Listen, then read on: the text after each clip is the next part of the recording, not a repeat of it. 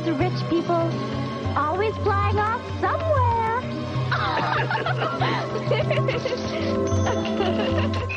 Hey everyone, welcome to the Vegan Vanguard. It's Mexie, and today I am solo. Single tier, so you're gonna have to just put up with this Canadian accent the whole time, eh? People keep telling me that I have such a Canadian accent, and I don't really hear it, but anyway.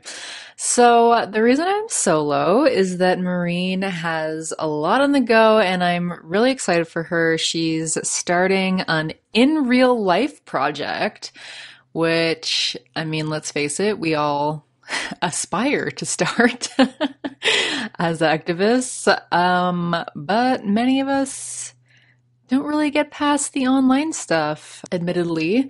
So anyway, I can't give too many details about the project because obviously she's just getting it started now, but it's very exciting. And so she's taken some time to do that. So yeah, today you got me and I hope we can still have some fun. So while she's taking some time away from content creation, I'm going to have some guest hosts on the show and do some interviews, etc. And of course, when she can, she will join me on some episodes. But yeah, for now, let's get it. So today I wanted to talk about so our very first podcast that we ever made was called Why Leftists Should Be Vegan. And we've talked kind of intermittently about how veganism also needs anti-capitalists, but I wanted to talk today about, why vegans should be leftists on the flip side, and that actually these two movements should go together and have a lot to gain from kind of combining their efforts. And first of all, I want to shout out Maureen's video called Why Veganism Must Be Anti-Capitalist Now! Because it's really, really good. It was her Veg Fest talk and just really informative and awesome. And I also wanted to shout out the Vegan Warrior Princesses Attack podcast because they have been talking about this for years now, honestly, and they have so many brilliant episodes about why, if we're going to get anywhere, we need to overthrow the capitalist system.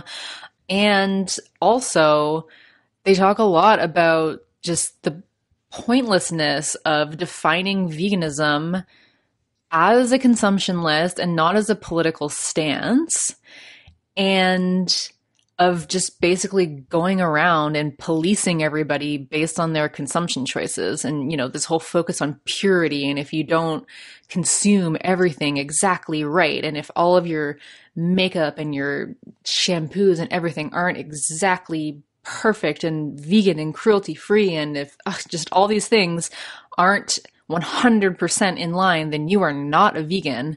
As if something like that, I mean, if you're just intentionally going out and buying things that you know are not vegan, and it is possible for you to make a change and you're just not bothering because you like the product and you don't really care, I mean, that's one thing.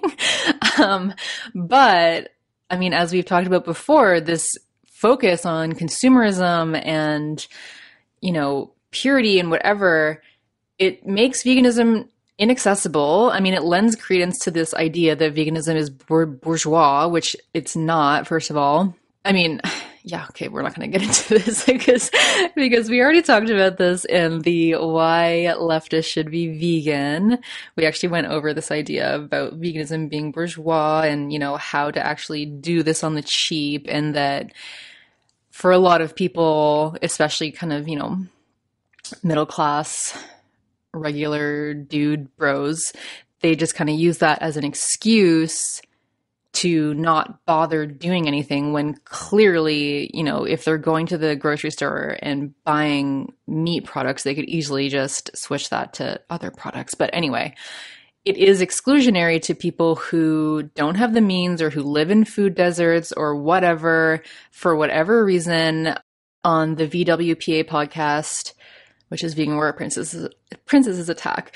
They also talk about how a lot of people who are going through like eating disorders and recovering from eating disorders also might not necessarily be able to just adopt a vegan lifestyle because that focus on that focus on food, and I don't like to call it restriction, obviously, because that's not a good way to think about it, but still, like that focus on eating certain things and not others is just kind of triggering for people who have gone through things like that, right? So anyway, that's all to say that I just really recommend the Vegan Warrior Princess's Attack podcast when it comes to anti-capitalist veganism, and also Maureen has a lot of great stuff about it, and I probably do too, but I can't think of anything right now. So yeah, just go explore on my videos. I'm sure I talk about it a lot. Anyway, so having said that, I was listening to the Vegan Warrior Princess's Attack. God, that's a kind of a tongue twister to say it quickly all the time. But anyway, VWPA podcast this week. And at the start of the podcast, Callie always does news, and she brought up this news article that, oh my God, made me livid, made me sick to my stomach, just, oh my God, yeah, you're all going to be sick in a second when I explain what this is. So it's titled, 2 Amputations a Week, the Cost of Working in a U.S. Meat Plant. As unions warn of serious injuries, plans to take speed limits off the lines at pig plants are causing anxiety. And this was posted in The Guardian by Andrew Wasley, Christopher D. Cook, and Natalie Jones. And yeah, I mean, it just made me sick. So it says amputations, fractured fingers, secondary burns, and head trauma are just some of the serious injuries suffered by U.S. meat plant workers every week, according to data seen by The Guardian and the Bureau of Investigative Journalism. U.S. meat workers are already 3 times more likely to suffer serious injury than the average American worker, and pork and beef workers nearly 7 times more likely to suffer repetitive strain injuries.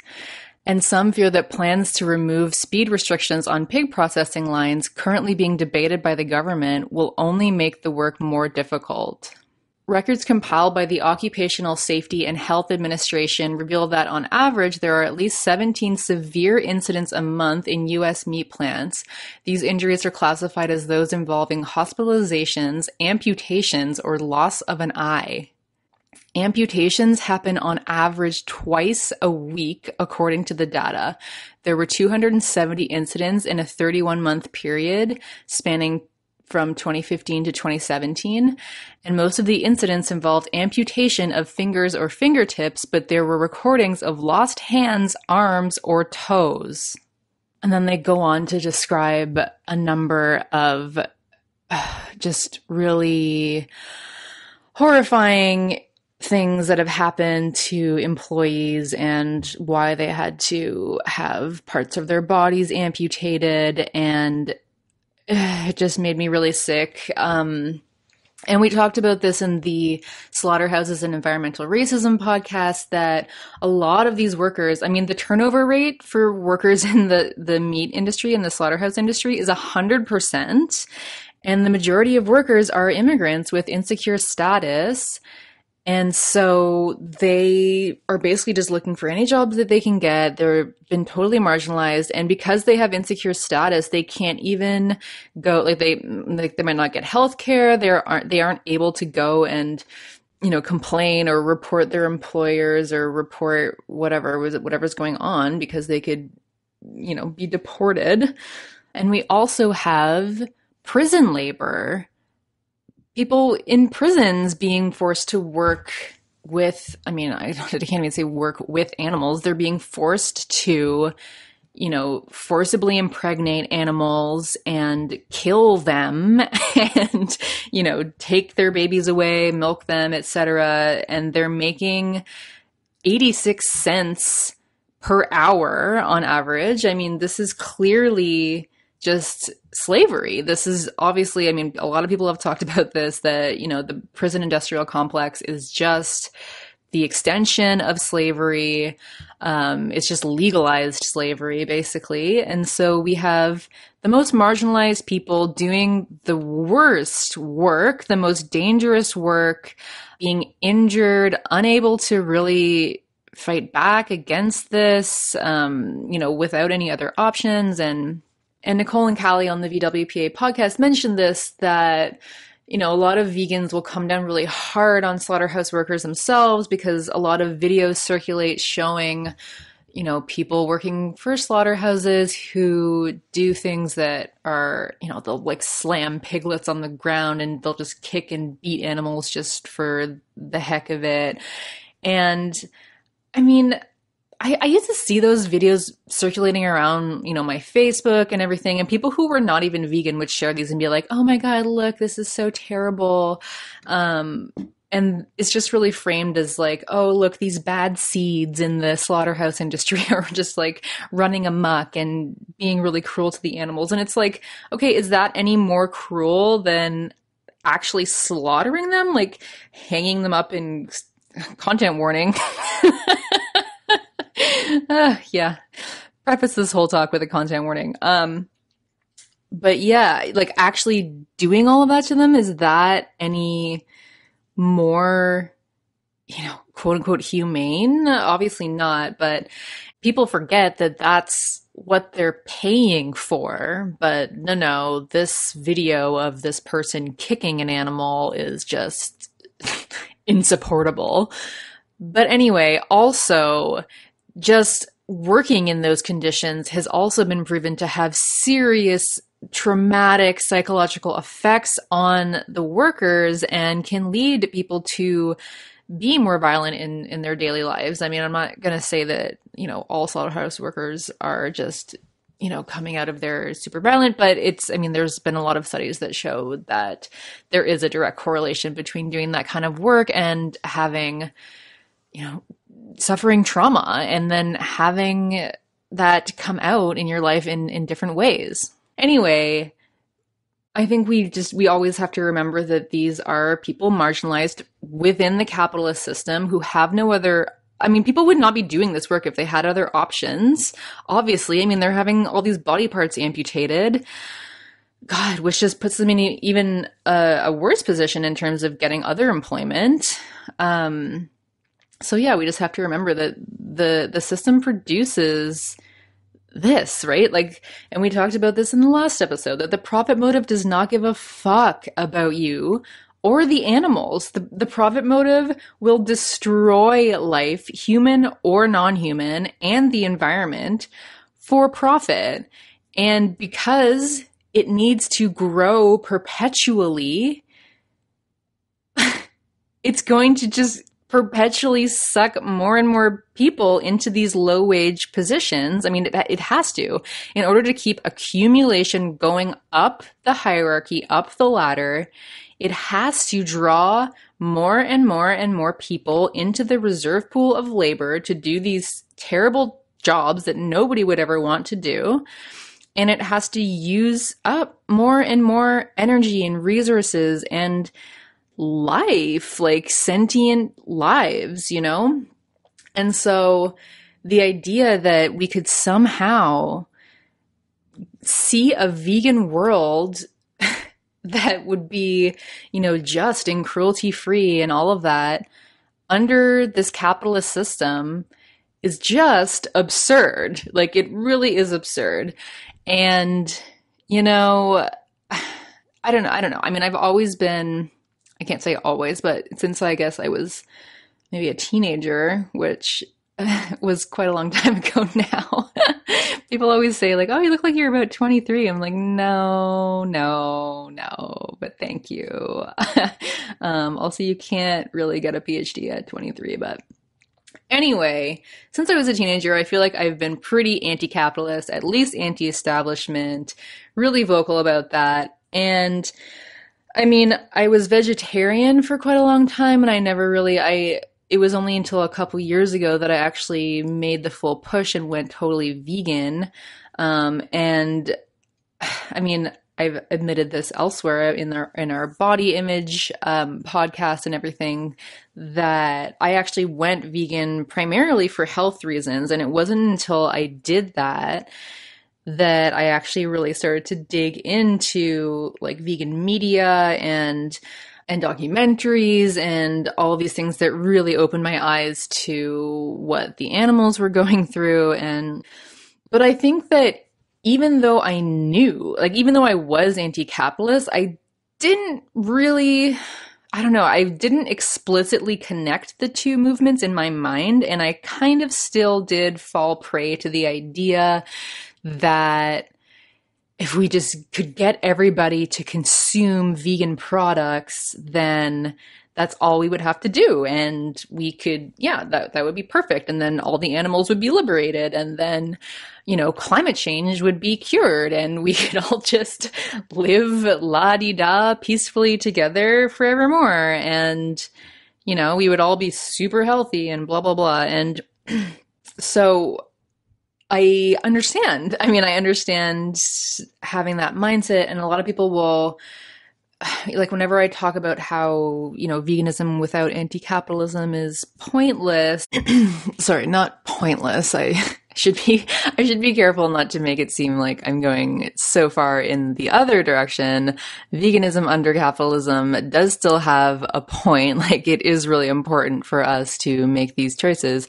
But when I say that veganism without anti-capitalism is insufficient, a lot of people will kind of push back and say, well, how can you say that? Because, you know, if nobody was demanding these products, then no company would have any reason to produce them. And so theoretically, we could just boycott all animal products and then that would solve the problem. But understanding how capitalism works on a systemic level, and also understanding the nature of late stage capitalism, where capital has already concentrated into so few hands, like you can count on two hands the number of people who own all the wealth in this world, and, you know, accordingly also the number of corporations that own everything. Like, everything is owned by this ginormous conglomerate parent corporation. So boycotts are highly ineffectual. I mean, I don't want to say they're completely ineffectual. And a lot of people point to the importance of boycotts, like in terms of like South Africa and ending apartheid and everything. And obviously, the Palestinians now are really pushing for this whole BDS movement, but it's largely not working that well, you know what I mean? And I kind of feel like part of that obviously has to do with the terrible state of our media and how it's very pro-Israel. But I also think it has to do with this moment in our capitalist existence where it's really hard to avoid buying things from certain companies because they own so much, or, you know, seemingly different brands are just owned by the same parent corporation. And so so thinking about the veganism, let's say you don't want to buy one brand of makeup because it's not cruelty-free. They test on animals, blah, blah, blah. So you're going to buy from another brand, but guess what? They're both owned by the same parent company. So even though technically you're using your money to vote with your dollars, okay, we'll get into that later. So technically, even though you're quote unquote voting with your dollars for that brand, or like you're technically voting with your dollars for cruelty-free stuff, all that money is just going to the same parent corporation, and they don't really give a fuck. Like, they're just there to make money, and so you are just contributing to their profits, just in a different way, you know?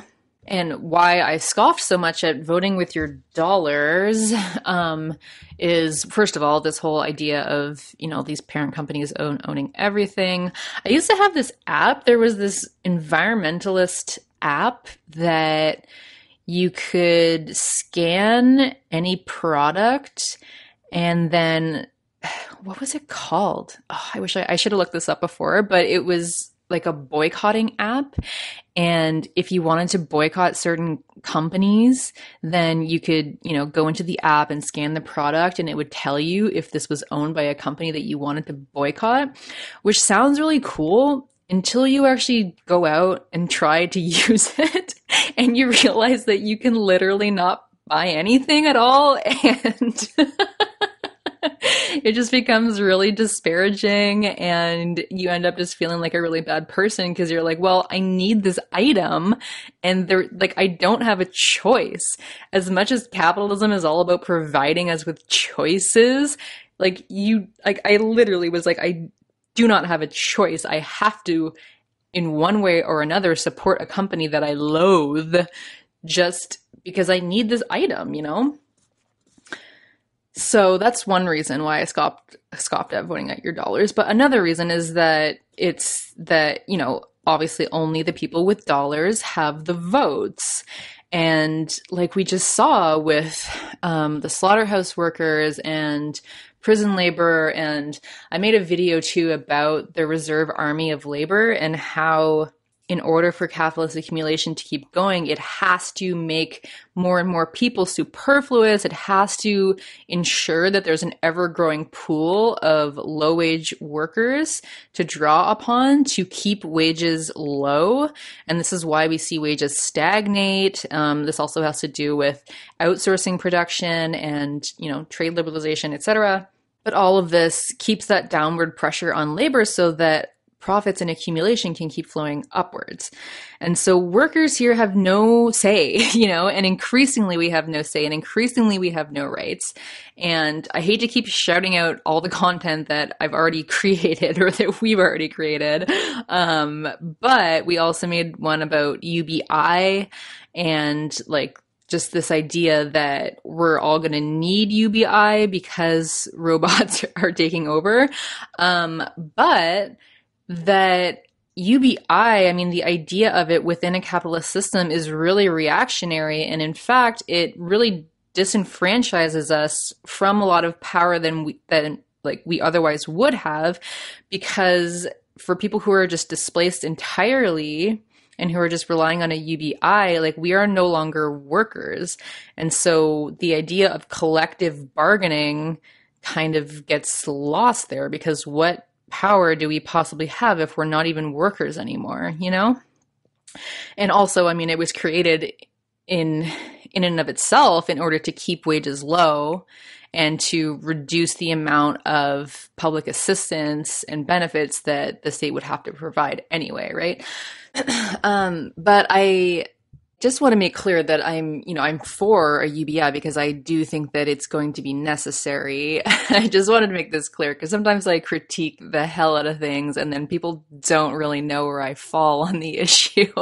My forte is critique. My forte is pointing out how things are not working so that we can build something better. But, in the short term, obviously we need UBI.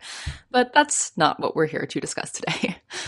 So suffice to say that the system carrying out its internal logic and keeping accumulation going continually decimates the power of workers and tries its best to turn everyone into slaves. That's the best way to keep accumulation going. It's not sustainable because infinite growth is just not sustainable ever at all. But, that's what it tries to do, right? We have Doug Ford in Ontario trying to reduce the minimum wage because, that's a great idea. But anyway, so workers have no say, they have no rights, they have no power. Increasingly, we don't even have living wages. Increasingly, we're not able to buy houses, we're not able to live the way that our parents used to live, etc. And guess what? These are the consumers. So imagining that there's somehow this magical, amazing, great power that consumers wield over the system is frankly absurd. Like, it's really absurd, especially if you take into account what I just said about boycotts and how it's just basically impossible to boycott everyone that is doing terrible things, you know? So as we, as workers and consumers, are continually degraded, how the fuck are we supposed to be able to vote with our dollars for anything? Like, if we don't have the dollars to buy things that align with our morals, then we don't have the luxury of doing that. Similarly, one of capitalism's greatest attacks on us as, poor laborers in the system is that we don't have time. So, I mean, I don't have time, or not me personally, but like, a lot of workers and whatever, they are working maybe 2-3 jobs. Like, they don't have time to make sure that they're going out and buying healthy food and taking it home and cooking it and all of that stuff. A lot of times people have to just rely on fast food or whatever, or even if they are cooking things and buying them at the store, like maybe they don't have the time, like they're under so much pressure. They're working really long days, they're exhausted, they don't have time to sit there scanning every item with a boycott app and trying to figure out how they're going to get this thing without supporting a company that is doing terrible things to the animals or whatever, So just our power, I mean, I recognize that the boycotts, they're not totally ineffectual. And I think I've said this before, and they can be powerful, but ultimately a lot of these corporations, yeah, I mean, they're not going to be really that affected. It's really not, yeah, it's not realistic, basically.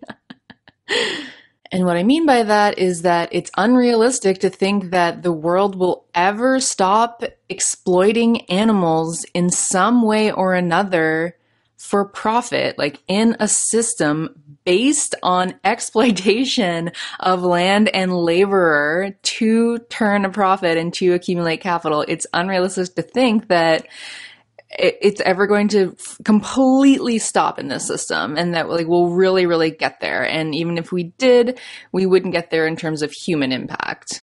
And people always turn that on its head and say, well, what's unrealistic is thinking that capitalism will ever end, or it's unrealistic that we could live in some great utopia where, yeah, everyone's just equal and kumbaya and whatever.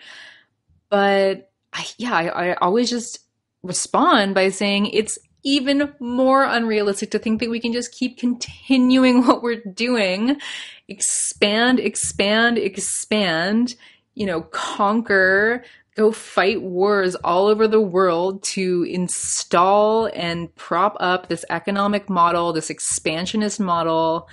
It's unsustainable. I mean, we're not going to make it, not to get all dark, but we're probably not going to make it past 2100 at the current rate things are going. If we get up to a 6-degree increase in temperature by 2100, good night. Like, so long, cruel world. It's all over. So yeah, it's just completely unrealistic that we can stay on this collision course. And not only just in terms of the environment, but in terms of labor. Like, if everyone's replaced by robots, but we still operate with this idea of two classes, the class of owners and the class of laborers, that's not going to work. Everything's going to implode. It's not going to work on any level. So I feel like it's really unrealistic to think that this can continue. And like, even beyond, like, okay, let's imagine for a second that, none of these big lobby organizations exist, and that mega capitalist animal agriculture is not going to do everything they can to advertise to people, to lobby for, continued existence, etc. Let's pretend that this system of expansion and profit and everything can somehow lead us to a vegan world, which I do not believe it can. But let's say, for the point of argument, that everyone decided, literally everybody, that they no longer wished to consume or use any product or service derived from animal exploitation. And so all of those businesses went out of business, and suddenly we only had like plants to eat, and we only grew plant crops. Capitalist agriculture is also not sustainable. Period. And we've talked about this so much. I mean, I made a video about radical food politics, talked about this. There's an amazing book by Eric Holt Jimenez. Sorry, I cannot pronounce that. But it's called A Foodie's Guide to Capitalism. It's really great. It outlines exactly why the capitalist agricultural system is so unsustainable, and also like moving us backwards in terms of seeds and diversity and, soils and everything. Like, you have these mega corporations like Monsanto and everything buying up the patents to all of these seeds, and then making sure that farmers aren't allowed to save seeds or use their own seeds and all of that. And it's so detrimental.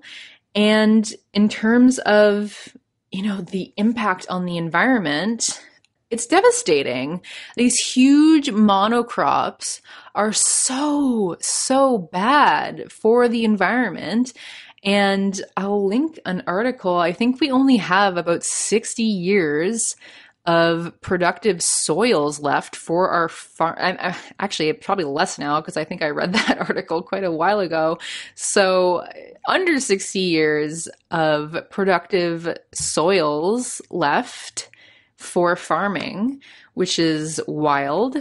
And then in the episode we did on bees and pollinators, we looked at the political economy of that whole thing, and how all these pesticides used in huge ass capitalist agriculture are killing off all the bees. I mean, this is common knowledge now. So we've lost all our pollinators. And so now there's businesses popping up to manufacture all of these bees and then ship them across the country and release them and try to help them to pollinate our crops. And it is just a mess. It is such a mess. And so that hurts animals.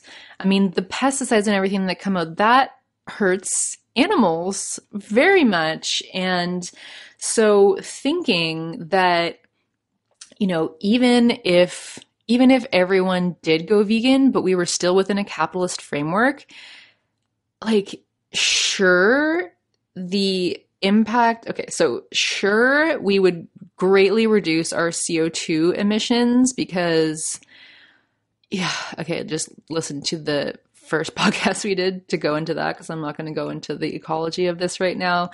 But okay, so everyone going vegan within the capitalist framework, yes, it is important. I'm not going to say that making these choices aren't important. That's not the point of this podcast. And I'm realizing right now that I think I need to make that clear because it is important to make those choices when you can, because it is important to reduce demand for these products. It is important to move towards a global recognition that meat production is unsustainable, however you look at it.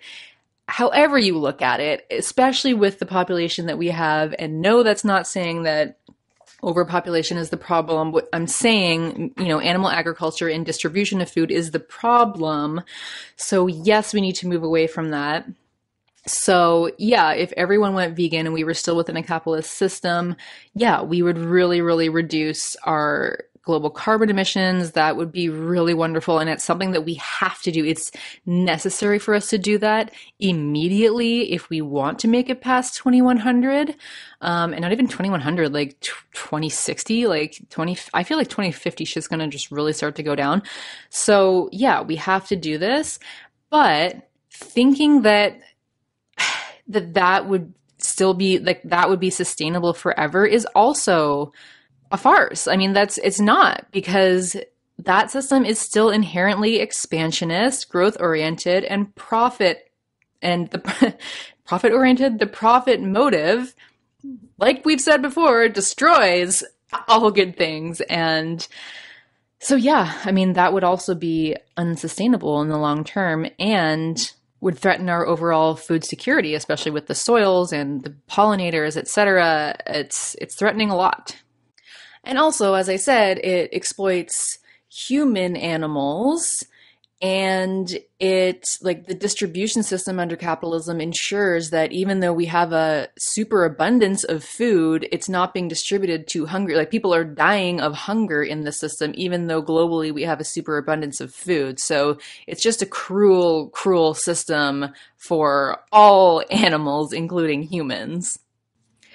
It's also the motivation for these terrible land grabs around the world. So it's the impetus for evicting huge populations from their lands, turning them into proletariat as part of this, capitalist primitive accumulation, and really destroying environments. And, there are a lot of vegan crops, quote unquote vegan. I mean, like palm oil. Obviously, people argue that that's not vegan because of all the animals who die to get that. But I mean, animals die in regular vegetable crop production too. So anyway, yeah, like palm oil.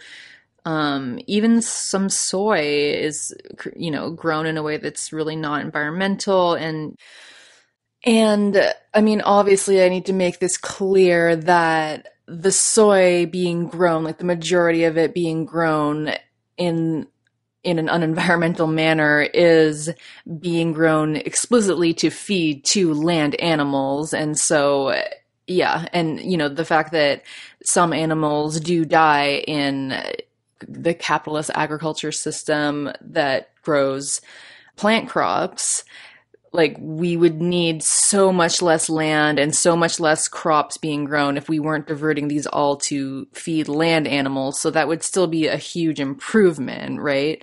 But just the expansionist nature of industrial agriculture and these crops that are quote unquote vegan, but that destroy, like palm oil, destroys orangutan habitat. So these are all things that could and would continue even if everyone went vegan within this capitalist system. And there are also vegan crops like chocolate that we know are grown by child slave labor, So we can't say that all these products are necessarily cruelty-free and just ignore the rest of the context of their production. It's just really ignorant. But anyway, so yeah, it's really important to make these choices to not support the animal agriculture industry and to make sure that you are not, I mean, to the best of your ability, reducing the amount of animal products that you consume as much as possible. However, that's just not going far enough. And so many of the problems that we think will be solved by everyone adopting a plant-based diet, because let's face it, that's pretty much what people talk about mostly. They don't really talk about like veganism, but if we keep allowing, just capitalist vegan industry to grow and grow and grow, a lot of these problems are just going to be replicated down the line. And so, yeah, we need more than that. Further, capitalism needs a growing population to remain viable. Because again, perpetual growth, we need a growing population, we need a growing reserve pool of labor, or they will just replace people with robots. But as I said before, that will still make capitalism bottom out because then there are no consumers anymore if the robots are the quote unquote laborers and the profits that are generated by their work are going to the capitalists. Even if that's redistributed in some way, the power of consumers would be very depressed, and so it would still make capitalism bottom out. So there's just no way that this system is ever going to be sustainable, and there's really no way that it's ever not going to exploit and kill animals. Capitalism kills animals, like climate change kills animals, deregulation of the economy kills animals, and it kills their habitat. And capitalist markets will continually strive to be freer and freer and freer so that accumulation can keep going, as I said, up the hierarchy and concentrating capital into fewer and fewer hands. That's what has to happen to keep the system going. And so deregulation, like Trump came into office and was deregulating all of this shit.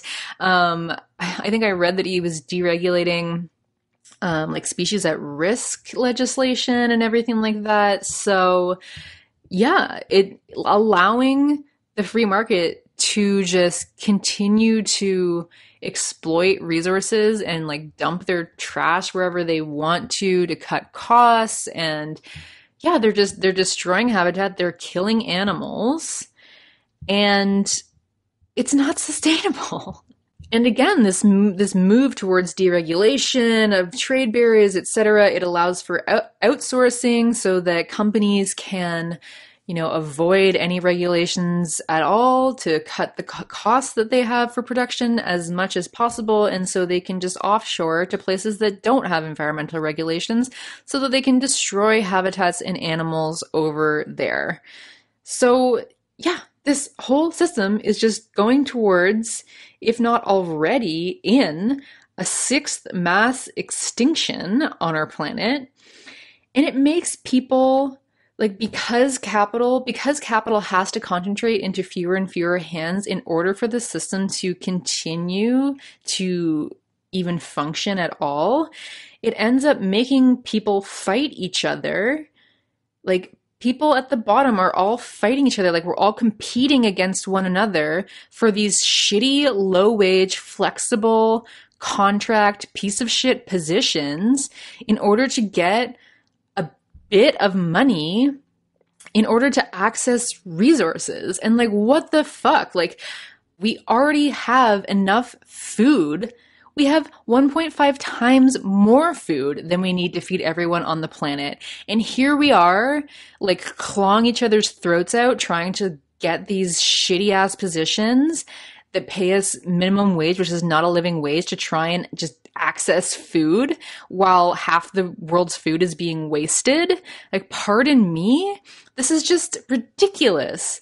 And I just made one on water too. It's the same thing. Like, people cannot access what they need to live because we need certain people to amass all the wealth in order to keep this system going. It's just, oh my gosh, I can't understand at all why people don't see this. Like, how is it possible that people are like, yeah, this, like, how can you look around at the world today and think, yeah, this looks right. This looks okay to me.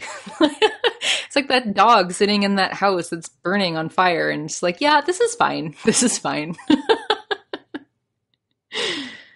And I guess it's just frustrating because I feel like even as a teenager, I would look around, even as a small child, I would look around and be like, why the fuck are we organizing our society like this? Like, why? Like, all we need is food and shelter and water, and we could all have that, but instead we'd rather fight each other and allow some people to monopolize half the world's resources while the rest of us fight over scraps. Like, why? Why would we ever do this? And this is people somehow think that this is efficiency at work. I mean, I got so many comments like that on my water video about how, well, this is the most efficient way, and, socialist distribution fails, and, blah, blah, blah. It's just like, no, this is the least efficient way. Like, you're just apologizing for a terrible system because you don't want to fucking bother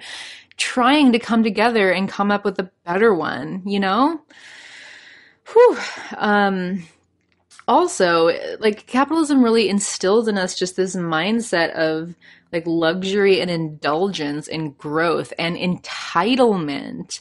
Entitlement. Like, I mean, I don't, again, I do not want to tokenize Indigenous peoples, but I am doing a lot of work now with the Indigenous Circle of Experts in Canada, trying to promote Indigenous conservation and protected areas or whatever.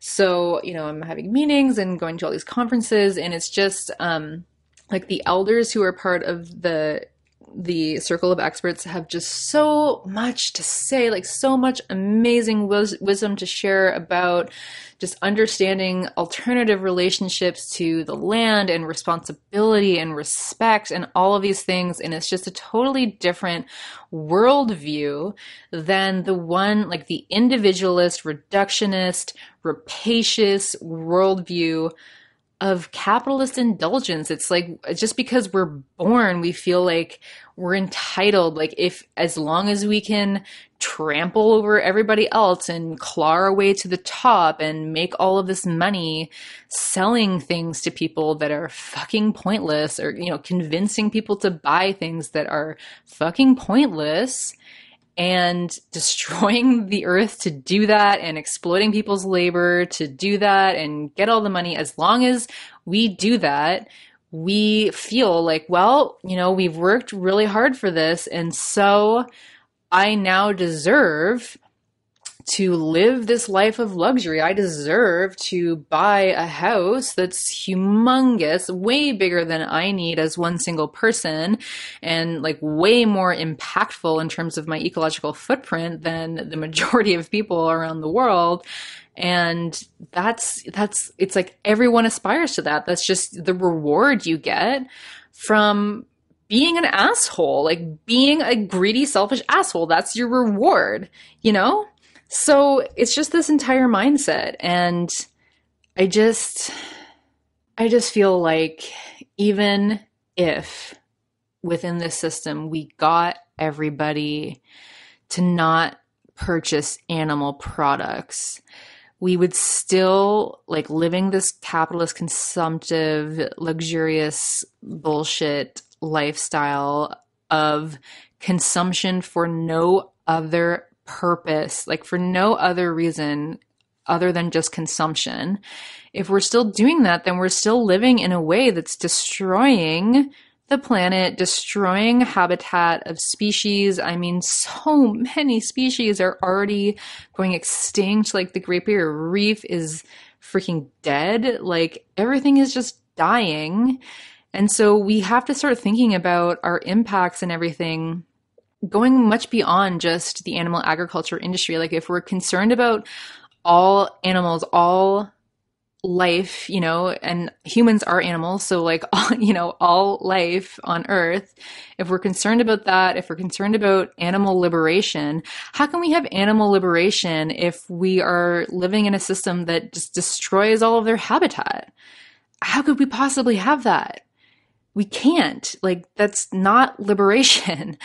And as we destroy more and more habitat, the animals who we've displaced out of that habitat then come and, become quote unquote pests or nuisances in our houses or our neighborhoods or whatever. Like, up north, all of the bears that are being displaced because of climate change, and they don't have any food, they can't find anything to eat, so they're ending up coming into towns and trying to, like, eat out of trash cans and stuff like that. They're just being shot because they're, dangerous to the human population. So animals are still going to die. Like all these animals that we displace, like, mice and raccoons and everything, like they come then into our urban environments, they come into our homes and, try and just freaking live.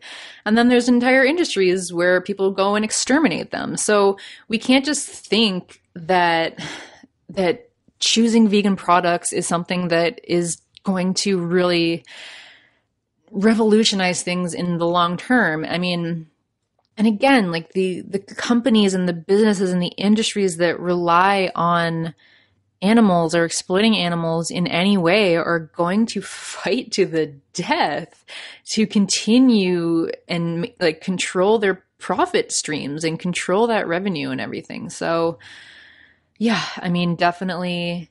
And even if they didn't, I mean, it's still not cruelty free, a lot of these things, if you think about the human impact of them also.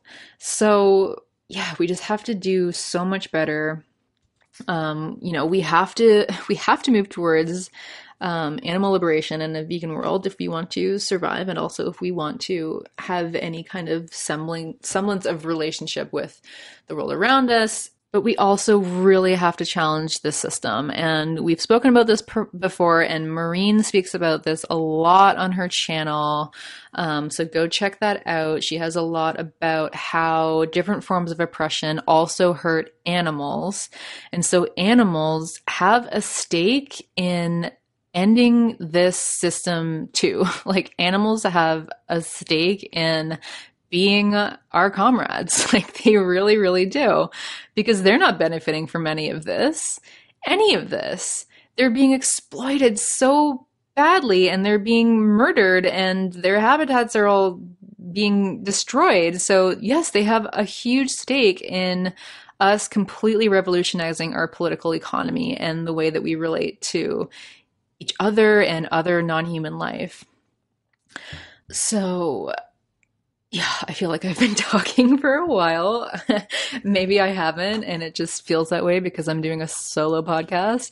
But I also just wanted to mention just the idea of the lab-grown meat industry, because I get a lot of questions about this, and I understand that people can't follow like everything that I've ever said and done, but I guess I should probably do like a Q&A, an FAQ maybe, frequently asked questions that I get all the time, so I can be like, okay, just refer to the FAQ. But anyway, so I get a lot of questions about the lab-grown meat industry and whether I'm excited about it and what I think about it. And so I usually answer that okay, I personally would not eat the meat because I'm at the point where I really do not consider flesh to be food, and I don't think it's very healthful either. And especially for me, I mean, it hasn't been healthful for me anyway. So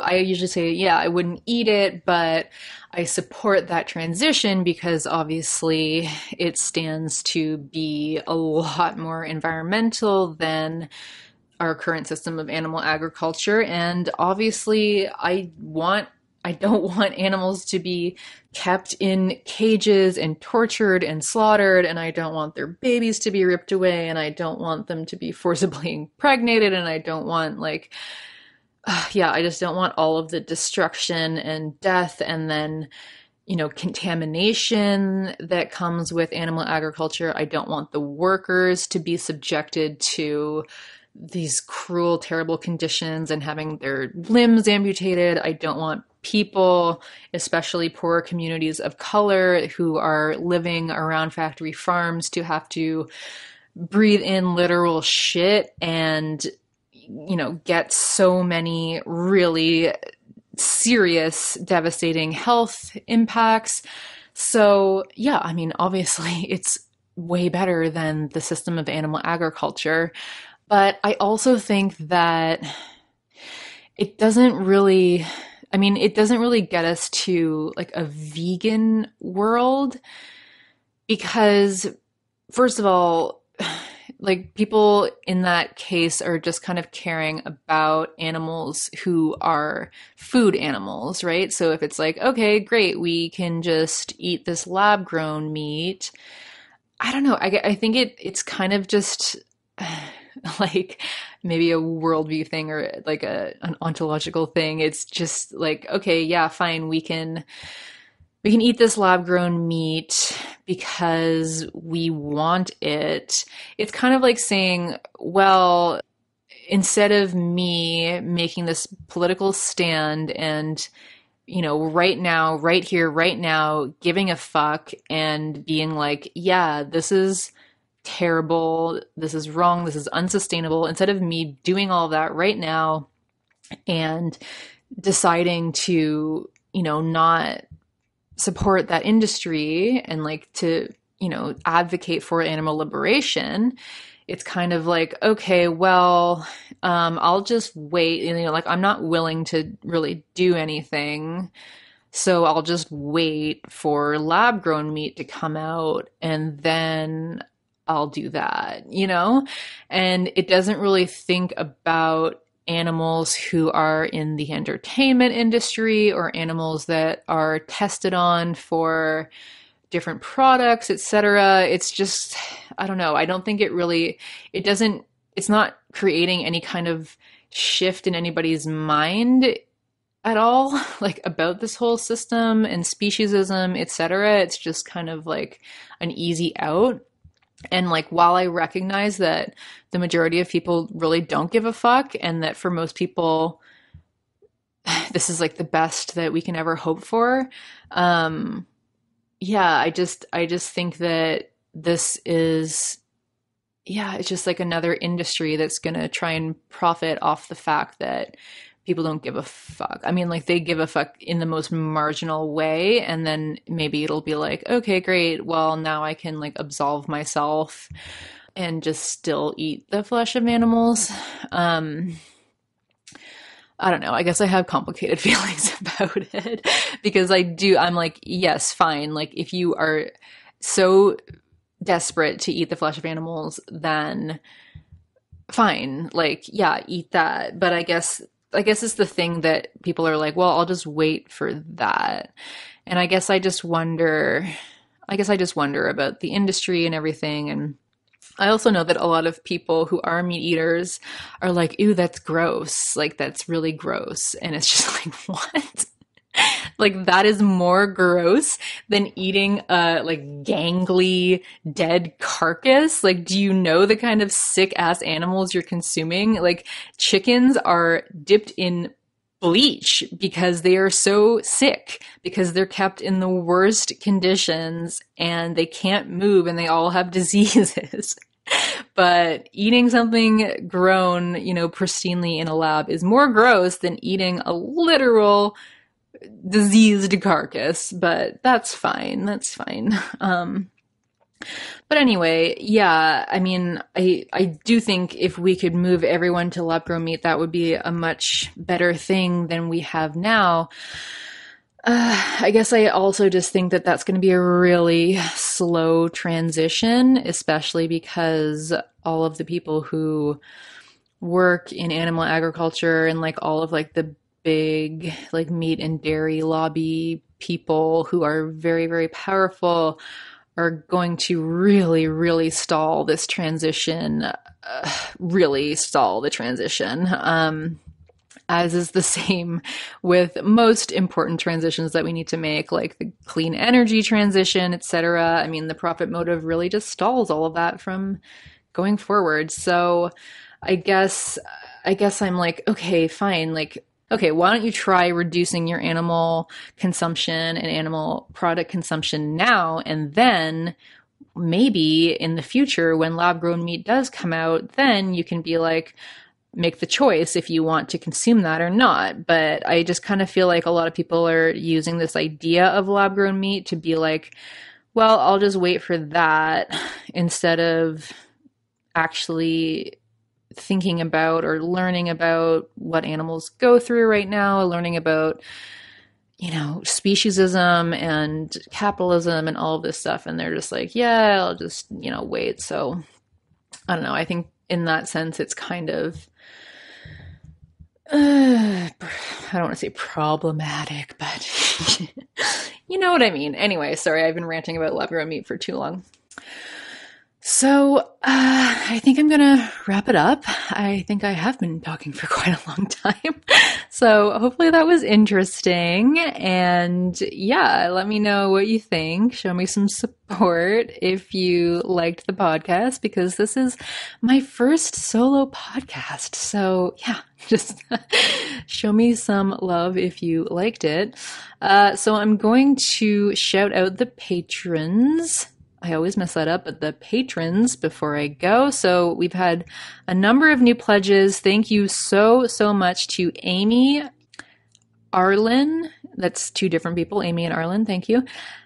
Drew Langdon, Emily Kramer, Eric Eisberg, and Fluorescent Gray, who is Robbie Martin, and I'm a huge fan of. So check out Robbie Martin's documentaries and check out Media Roots also.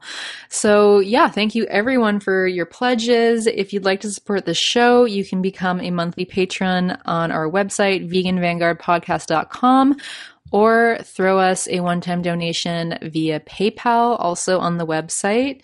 Goes a long way. Love from Maureen also. She loves you guys, and yeah, give her some good thoughts and good vibes in her in real life pursuit, which is really exciting. And yeah, we'll see you in 2 weeks.